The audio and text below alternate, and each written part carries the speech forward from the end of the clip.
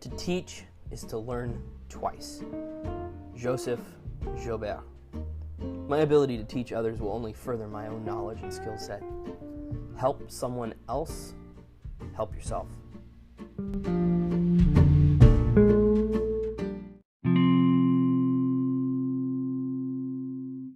The car is a safe place to confess things, right?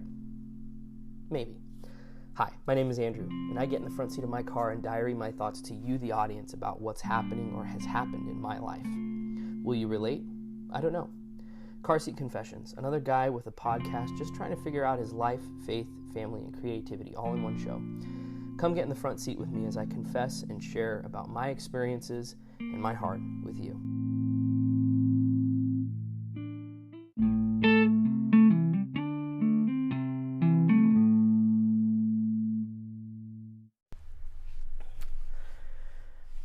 Have you ever helped someone?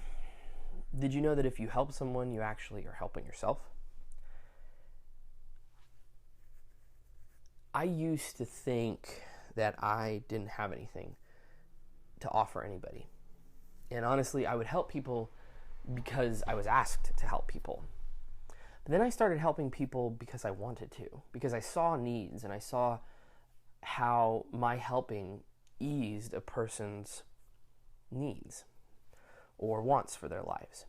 Whether it was moving a piece of furniture to somebody else from one location to another, or whether it was helping students that I had who wanted to be vocalists, or students that I had who wanted to just kind of get an introduction to piano. I started to realize that the more I did it, the more proficient I became at both my craft as a musician, but also I became more proficient and had a greater capacity to care for people and to also see other people's needs and meet those needs even before they realized that they had those needs, which is pretty powerful. And what I learned over time is that teaching was just another form of helping people. The fact is, we all have an expertise or a piece of knowledge that someone else needs. Whether you're like me and you're a musician, maybe you teach an instrument, or like I do, teach voice to people, or maybe you do another craft. Maybe you work well with your hands. Maybe you're someone who does well with construction. Maybe you are great at sales. I mean, these are the kinds of things that you can actually share and teach someone else about. And so I want to encourage you, share it, teach it, explain it. The medium by which you share, teach, or explain what you do or what your expertise is doesn't matter.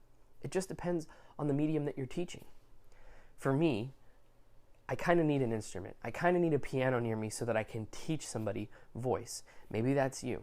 Or maybe like when you're working with materials, maybe if you're a builder or you're a wood crafter, when you're teaching those things to people, you kind of need the tools to be able to show them how to do what it is you're doing, which can then directly impact your ability to use a particular medium to teach your students. The beauty of the season we find ourselves in now is that there are YouTube videos on so many things. And so you can actually teach into a video about your particular expertise without actually having to make sure that your students have the tools that they need to do their job. But you can certainly explain in your video what tools they'll need. And hopefully, you are a good enough teacher, or you stand out enough on YouTube that they'll want to follow you and that they will actually learn something. Which leads me to my next point. It's important for us to choose our students wisely. And I know what you're thinking when you hear me say that. Well, Andrew, you don't understand. I work at a public school. I work at a college. I work at a university. I work for a special needs program. I don't actually get to choose my students. They register for the classes and they register for my lessons, and I have to work with them. I completely understand and I completely agree with that sentiment. However, a good teacher knows when to help a student find another teacher, because you as the teacher know that you're not a good fit for that student. Because not all students are created equally, nor are you as the teacher. And so because everyone is so different, it means that there are going to be some students in your life who are just going to hang on every word you say because they understand the way you're presenting the materials, or the way that you present the materials are very appealing to them. Similarly, there are going to be students who don't get it, don't get you, don't get the materials that you're presenting. And so you as the teacher have to discern, and maybe the environment that you're teaching in requires you as the teacher to elevate your ability to empathize with your students, to even sympathize with your students. And you as the teacher need to then become flexible and meet your students' needs on a case-by-case basis. But I want to break down the types of students real quick, and I've broken it down into 4 general groups. And the reason I put it into 4 general groups is because if I went over every single individual case that I've ever come across in my history of teaching, this would be a forever episode, which I know you don't have time for. The first group is adults. And what I've found with adults is adults, let's assume 25 and older. Adults have a set of maturity in them, and an earned maturity, obviously. Maybe they finished college. Maybe they've been working in their industry for 30 years. Yeah, it's possible. Or maybe they have a family. Maybe they have a wife and kids. Maybe they've been working at their job for a long time. Maybe they've got a certain title and leadership skill set. And so adults tend to be the most malleable, assuming they can have humility from the get-go. And what I found is that most adults do have humility, specifically in my particular skill set, because it's pretty unique when it comes to making music and singing well. I've been singing for over 25 years, and for about 10 of those years I've had professional training. And so many people who want to learn to sing, especially adults when they come to me, tend to have humility, making it very easy for us to start from a healthy place. Another challenge I found with adults is that oftentimes with adults, I have to help them unlearn bad habits. And sometimes those bad habits can take many forms, but one of the most common threads across all of the general groups that I'm about to talk about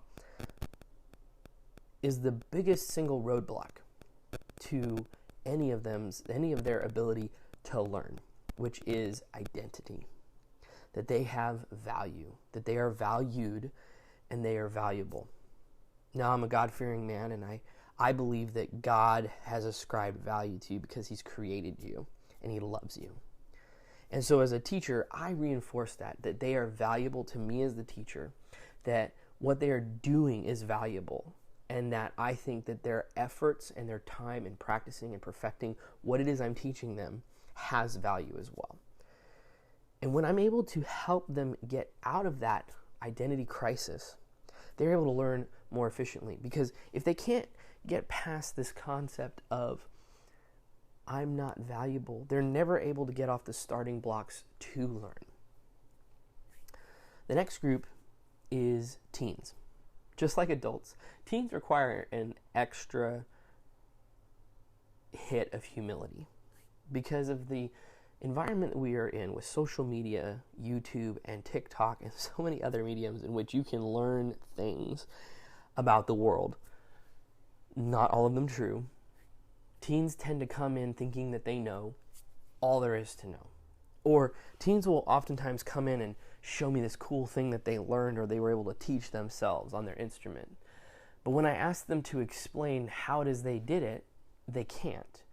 Because they don't actually possess the knowledge, they simply mirrored or mimicked the skill set that they saw on their YouTube video. And so as the teacher, it's important to me that as I work with these teens, that they are able to explain what it is they did and how they did it, so that they can then teach their friends and maybe teach somebody in the future how to do what they did, because they can actually explain how they did it. The next group is kids. I love working with kids. Kids are awesome. Kids are the most malleable group. They are eager to learn. They want to learn. They crave learning because it's a part of their nature. And the beautiful thing is that many of them are establishing their identity. And so in this instance, I get to actually input value, input that goodness into them, and I get to show them how much they are loved and valued. The challenge with kids is that they tend to come with their parents. And with parents have a set of expectations, kids have a set of expectations, and then me as the teacher have a set of expectations. And the challenge is how to balance both. Oftentimes the kids' expectations are the parents' expectations, which may or may not be healthy for the child, especially if they have a learning disability or if they just have a hard time learning particular materials. Which is why you as the teacher might have to function as a mediator between the parent and the child, both by mediating the child's ability to learn to the parent, helping them understand and maybe reset their expectations for their child based on the child's ability to learn. The last group is special needs. And the thing about the special needs group is that it requires the most flexibility from you as a teacher. You have to be able to alter your materials based on the needs that this particular group has. Because this particular group, I think, encapsulates all three of the previous. They could be a special needs kid, teen, or adult. And depending on the age group, can require you as the teacher to do a lot more or do a lot less, depending on the child, adult, teens, special needs actually are, or ability to learn actually is. Also, the special needs group of people tends to come with, again, a parental figure or a supervisor or someone who is overseeing the development of this particular special needs person. And so I would continue to encourage you as the teacher to, with a special needs person, always engage that adult figure or that person who is overseeing their development, because it's them who has been with them the longest, who knows what works for them, what keeps them engaged, and they are going to be your greatest teammate in teaching this particular person well. And again, remember, not all students are created equally, and you as a teacher are not created equally to another teacher. So it's so important that if after a time you find another teacher for them to go to, maybe it's from the onset because maybe you and the student don't actually coalesce, and they need to go to a teacher that is more suited to their needs and wants. Or maybe you notice it after a while that they've learned everything that you can teach them, and so it's now your turn to move them to the next teacher who does it a little bit better than you. The last thing I want to talk about is that you as the teacher can set expectations, but ultimately it's your students who set expectations of what is being taught and learned, with some exceptions. Obviously, how a student learns requires time and understanding on your part as a teacher so that you can teach them better. Also, you should never assume that you know after a certain amount of lessons or a certain amount of time how this student learns, because it's actually an ongoing process. It's never, ever done. And then once you've actually established what their expectations are for what they're learning from you and how they learn, then set your expectations of the student to meet goals, to meet steps in the process of learning. And then you're going to be in such a great position to help these students get better. So here's what I want to encourage you with. Teach someone something. I have a almost 1-year-old, and every day I get to teach him something new, whether it's simply grasping an object or if it's going and fetching a particular object that I want. I get to teach him something new every single day. Maybe that's you. Maybe you have a kid who needs to learn something, or maybe there's someone that you know, or maybe there's a group of people and you want to get on YouTube and you want to share with that group of people something that you think they should learn. That's why I'm here today. I wanted to share something with y'all, and I hope whoever is out there has learned something. Anyways, God bless. Thanks for tuning in. I really appreciate y'all. Don't forget to subscribe, like, and share the podcast, and I look forward to seeing you next time.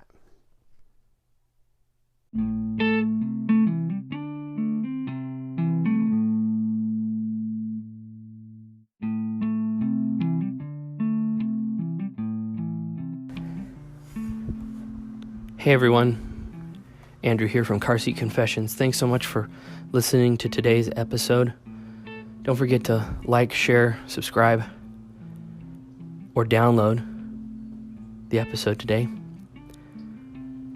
If you'd like to find more episodes, you can find them in the show links below, and you can find my website as well as other ways to get in contact with me if you like the show. Thanks again for listening. God bless.